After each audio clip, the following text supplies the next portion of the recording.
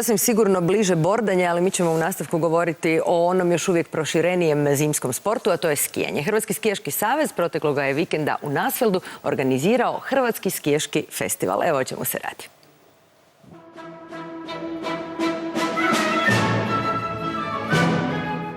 Dvjestotinjak skijaških entuzijasta okupljeni u Hrvatskoj udruzi ljubitelja skijanja i snowboardanja posljednji vikend zime proveli su u snježnom Nasfeldu. Povod Hrvatski skijaški snowboard festival. Pa na Hrvatskom skijaškom i snowboard festivalu sudjeluje 200 ljudi, od toga 40 ljudi starta. Znači, bit će naravno pehari za pobjednike, jedna veleslalomska vožnja. Prije svega to je zabava za sve koji vole skijanje i druženje, da provedu svoje vrijeme na snijegu, uz društvo. A koja mu je svrha i tko sve može sudjelovati na festivalu ljubavi prema skijanju i snowboardanju?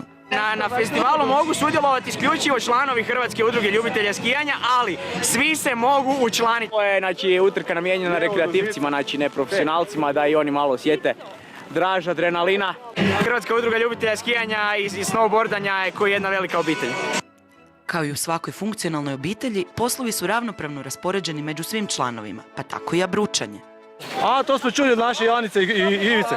To je kad ručno popravljaš stazu. Ručno? Od ovih kamikaza koji naprave kanale oko vrata, kad vidiš lijepo kliziš i abručaš.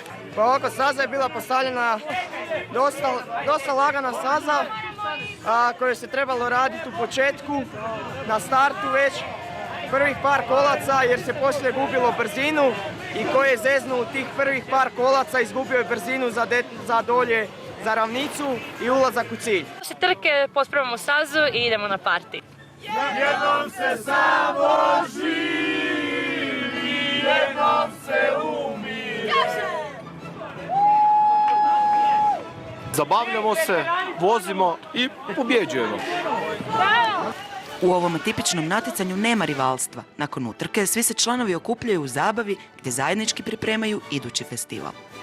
Pa, festival je planiran da recimo nekih 6 mjeseci i pripreme traju i jednostavno takav festival gdje se ljubitelji skijanja i snowboardanja okupljaju još ne postoji, postoje malo drugačiji festivali.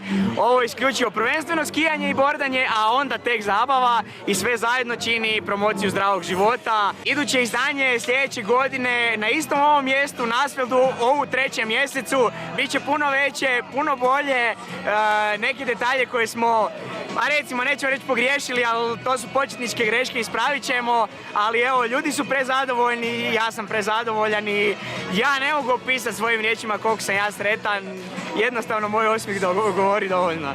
Tako da, evo. Ako ste se